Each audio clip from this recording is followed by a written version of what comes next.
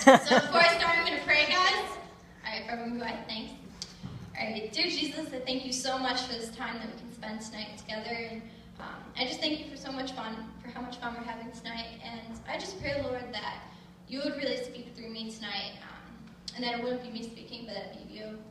And I pray that we'd all just have hearts to listen. And in Jesus' name, amen. All right, so we're going to be talking about faith tonight, guys.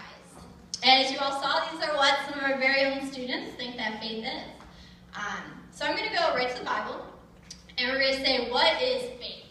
And our home base tonight is going to be Hebrews 11:1, which is, now faith is being sure of what we hope for, and certain of what we do not see.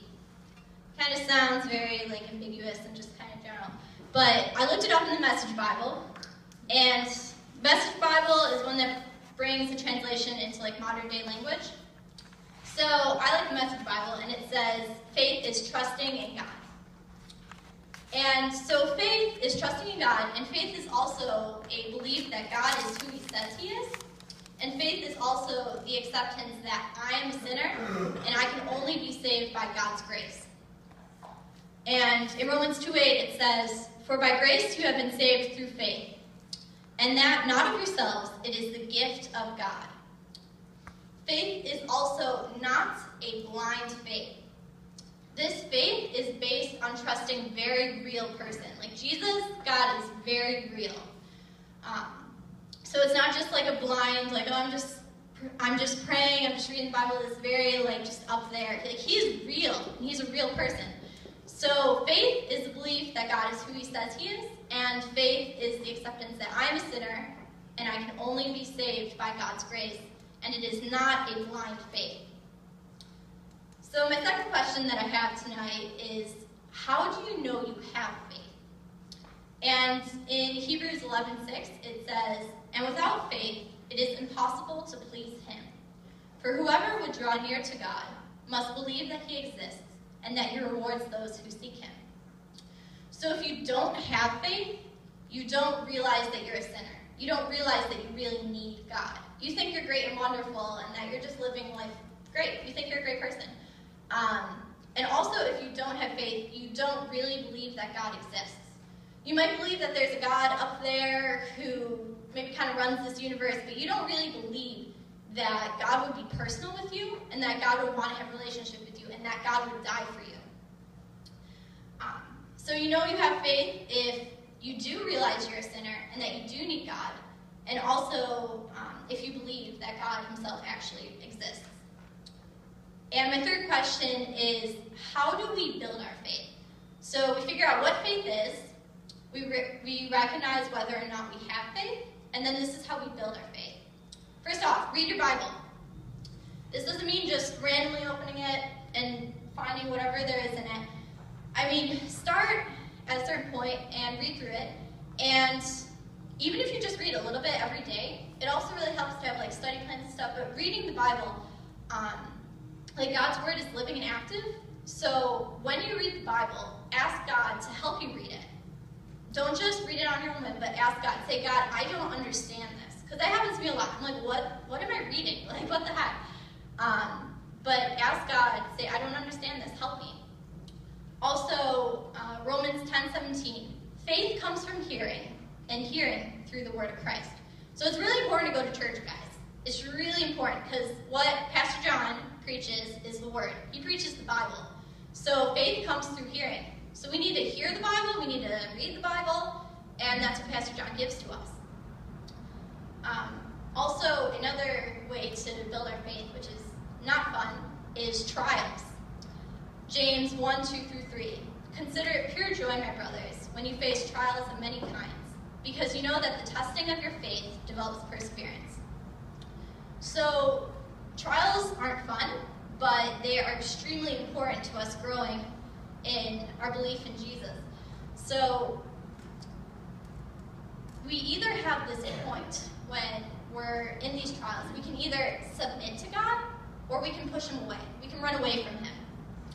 So, you can submit to God and say, God, I don't understand why I'm going through this. I don't know why I am, but I still trust you. Or you can say, God, you're just hurting too much. I just can't deal with you right now. And when we're going through trials, we also have to be very honest with people around us and also with ourselves, and most importantly, we have to be honest with God.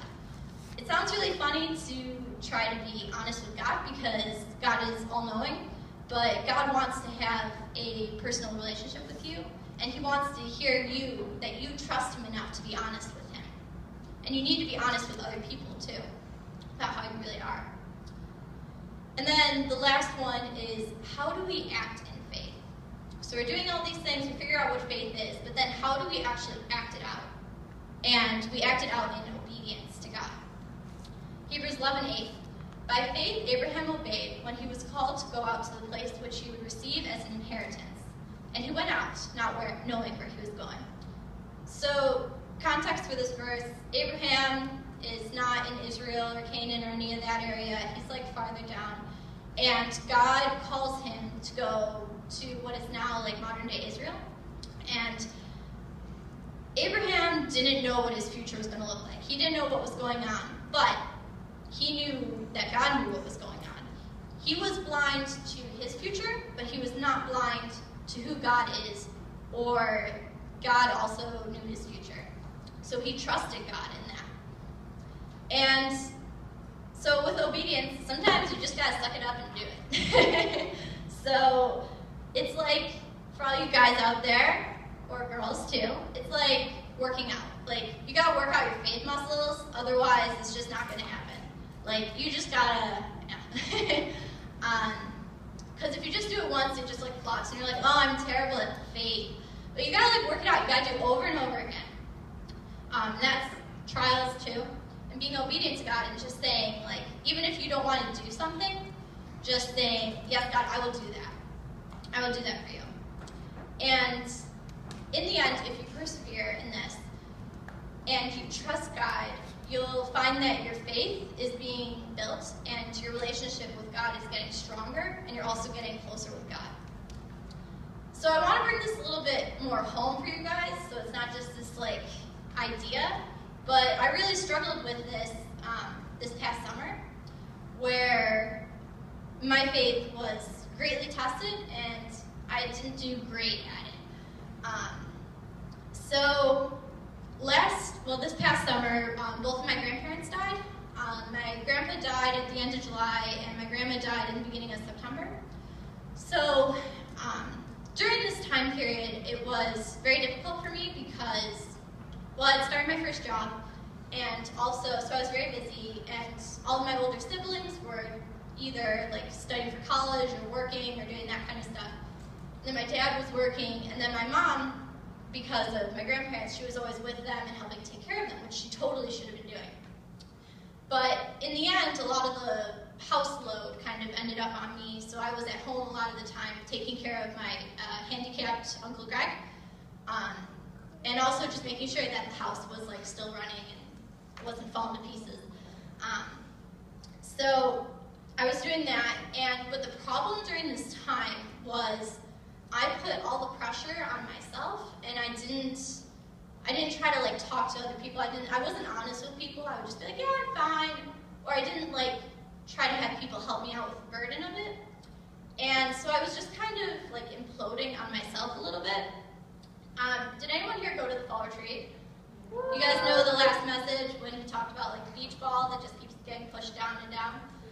That's kind of what was happening to me. I was just kept on pushing things down, like, okay, I need to be strong, I need to be good Victoria, I need to like keep doing this stuff. And as I kept on going down, like I started to get depressed. And what's funny is you don't like realize it when people are depressed because they just act happy, but they're not. So I started to get depressed, and eventually that beach ball has to come back out. And so like later that fall, it kind of exploded, and finally like my mom knew about it, my family knew about it. But the problem during this whole time was, it wasn't that I didn't believe in God, I didn't trust God. I would read my Bible still, and I would pray, and I just didn't understand why God wouldn't like fix my life. I thought I had to be perfect. I didn't realize that it was okay to not be perfect. And it was just really hard time.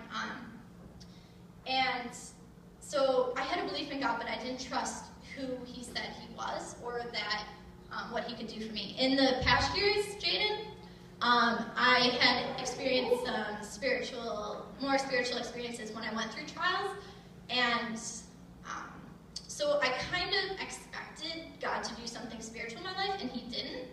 So I was kind of like, God, why don't you care about me? Like, aren't you gonna come in my life and fix stuff? Which he was doing, but I didn't realize it because it wasn't like, oh, he just did it. Like it was gradual. And after that, it took a while, but I got better because I was more honest with people and also with God, and I realized that I didn't have to be perfect. So in the end, my faith was definitely tested this summer, and don't be surprised if your faith is tested anytime soon. Because it's going to happen. We know that trials are going to happen. We know your faith is going to be tested, like it says in the Bible. So you have to prepare yourself, I guess. So in conclusion, Luke 18:8. When the Son of Man comes, will he find faith on earth?